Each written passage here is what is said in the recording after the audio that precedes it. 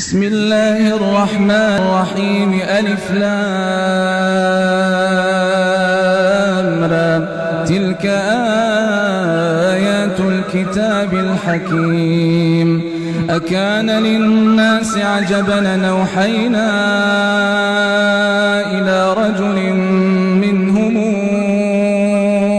أن أنذر الناس وبشر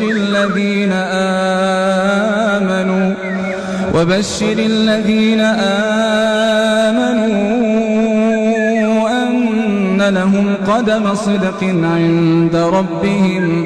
قال الكافرون إن هذا لسحر مبين. إن ربكم الله الذي خلق السماوات والأرض في 6 أيام ثم استوى على العرش يدبر الأمر ما من شفيع إلا من بعد إذنه.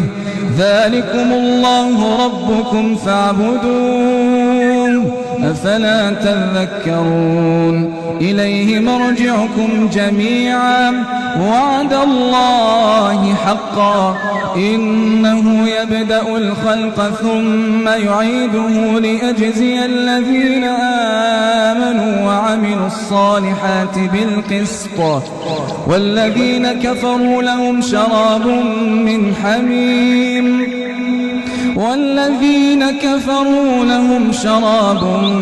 من حميم وعذاب أليم بما كانوا يكفرون. هو الذي جعل الشمس ضياء والقمر نورا وقدره منازل لتعلموا عدد السنين والحساب.